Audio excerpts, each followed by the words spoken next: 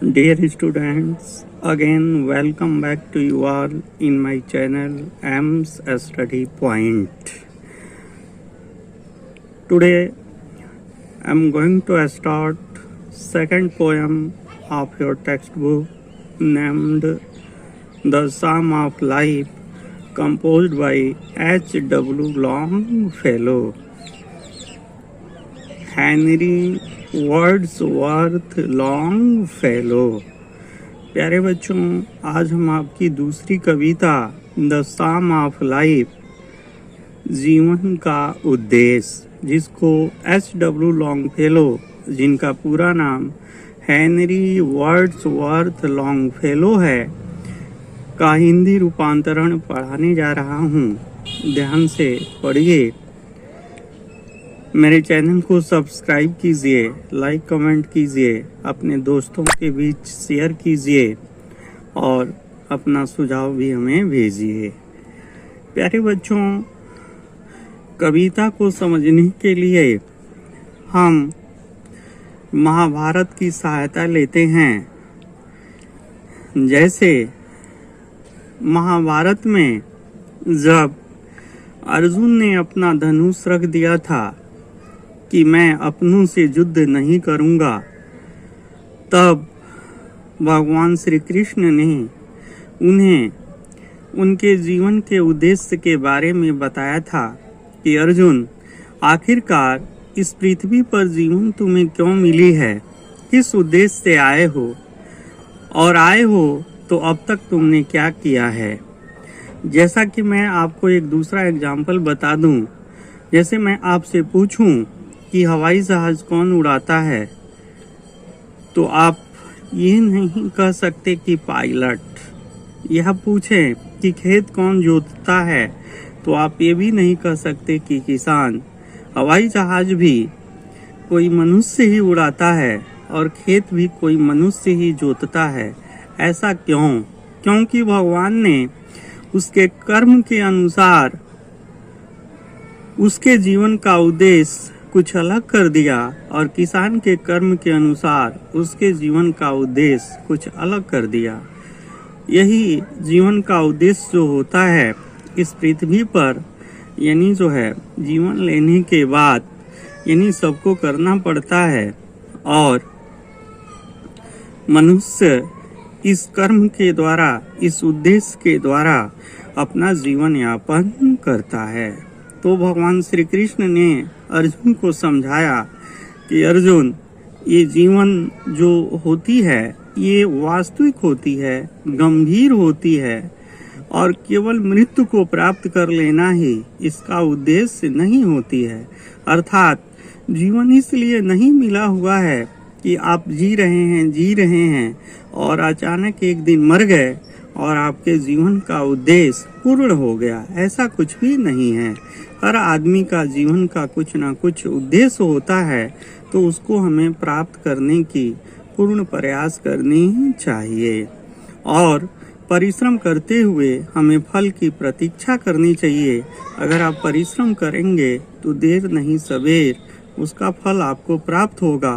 परिश्रम नहीं करेंगे तो आपको फल की इच्छा नहीं रखनी चाहिए।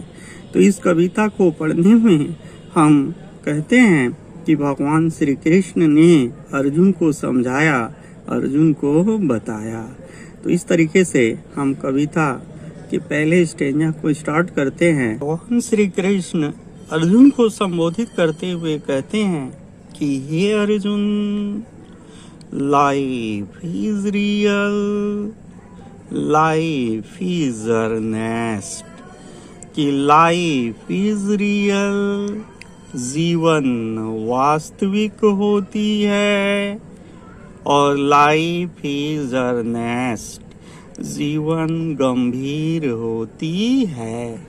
कि हे अर्जुन, जीवन वास्तविक होती है और जीवन गंभीर होती है। एंड और द ग्रेव माने मृत्यु को प्राप्त कर लेना ही, इज नॉट माने नहीं होती है, इट्स गोल माने इसका लक्ष्य, और मृत्यु को प्राप्त कर लेना ही इसका लक्ष्य या उद्देश्य नहीं होती है।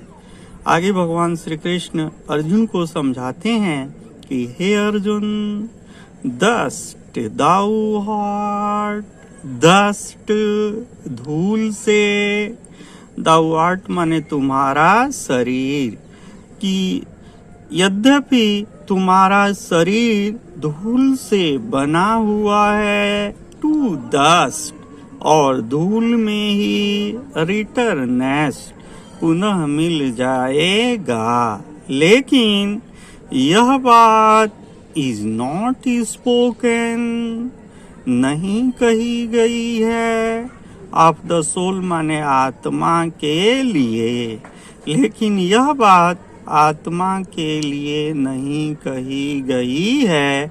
आत्मा तो अजर और अमर है, आत्मा तो अजर और अमर है। इस तरीके से फर्स्ट स्टेंजा में भगवान श्री कृष्ण अर्जुन को संबोधित करते हुए कहते हैं कि हे अर्जुन, जीवन वास्तविक होती है, जीवन गंभीर होती है, और मृत्यु को प्राप्त कर लेना ही इसका लक्ष्य नहीं होती है। यद्यपि तुम्हारा शरीर धूल से बना हुआ है और पुनः धूल में ही मिल जाएगा, लेकिन यह बात आत्मा के लिए नहीं कही गई है। आत्मा तो अजर और अमर है।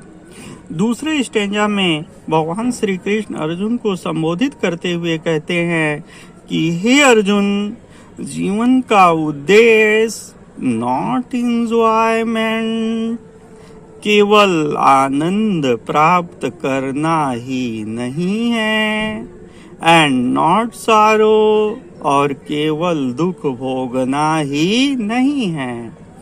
इज आवर डेस्टिन्ड, इज है, आवर डेस्टिन्ड हमारे भाग्य में लिखा हुआ, इन आवर वे ऐसा प्रायोजन कि जो हमारे भाग्य में लिखा हुआ है वही होगा, बिल्कुल गलत है।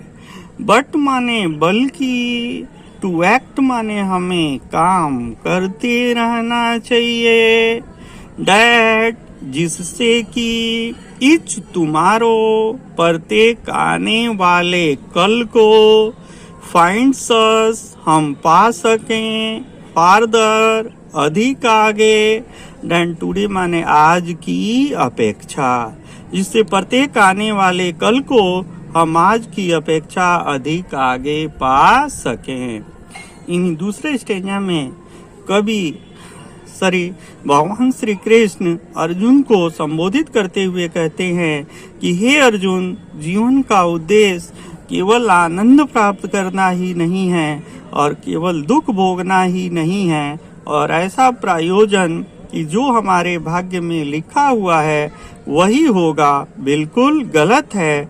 बल्कि हमें काम करते रहना चाहिए, जिससे कि प्रत्येक आने वाले कल को हम आज की अपेक्षा अधिक आगे पा सकें। तीसरी स्टेंजा में भगवान श्री कृष्ण अर्जुन को संबोधित करते हुए कहते हैं कि हे Arjun, in the words broad field of battle, in the words माने संसार में, ब्रॉड माने विशाल, फील्ड ऑफ बैटल माने युद्ध क्षेत्र रूपी, इस विशाल युद्ध क्षेत्र रूपी संसार में, इन द बियॉक माने अस्थाई पड़ाव है, ऑफ लाइफ माने जीवन का अस्थाई पड़ाव है, अर्थात जीवन सैनिकों के अस्थाई पड़ाव की तरह है। अतः बी माने होना चाहिए, नॉट माने नहीं, लाइक डम माने गूंगे, और ड्राइविंग माने हाके जाने वाले, कैटल माने मवेशियों की तरह। अतः हमें गूंगे और हाके जाने वाले मवेशियों की तरह नहीं होना चाहिए। बल्कि बी माने होना चाहिए। ए हीरो माने एक वीर पुरुष की भांति। इन द स्ट्राइफ माने संघर्ष में, बल्कि हमें संघर्ष में एक वीर पुरुष की भांति होना चाहिए। इस प्रकार तीसरे स्टेंजा में भगवान श्री कृष्ण अर्जुन को संबोधित करते हुए कहते हैं कि हे अर्जुन, इस विशाल युद्ध क्षेत्र रूपी संसार में जीवन का अस्थायी पड़ाव है, अर्थात जीवन सैनिकों के अस्थायी पड़ाव की तरह है। अतः हमें गूंगे और हांके जाने वाले मवेशियों की तरह नहीं होना चाहिए, बल्कि संघर्ष में एक वीर पुरुष की भांति होना चाहिए। इतना कथा सुनाने के बाद भगवान श्री कृष्ण को ऐसा लगा कि अब अर्जुन अपने लक्ष्य प्राप्ति की ओर अग्रसरित होने वाले हैं। तब लास्ट स्टेंजा में उन्होंने कहा कि देन माने तब, लेटस माने हमें, बी अप माने उठकर, एंड डूइंग और कार्य में लग जाना चाहिए, विद ए हार्ट पूरी साहस के साथ। कि तब हमें उठकर पूरी साहस के साथ अपने कार्य में लग जाना चाहिए। फॉर एनी फेथ, चाहे उसका परिणाम कुछ भी क्यों न हो, क्यों चाहे उसका परिणाम कुछ भी क्यों न हो, क्योंकि still achieving, still pursuing. Still माने लगातार, परसुइंग माने पीछा करते रहने से, स्टिल माने लगातार, अचीविंग माने कुछ ना कुछ प्राप्त होता रहता है।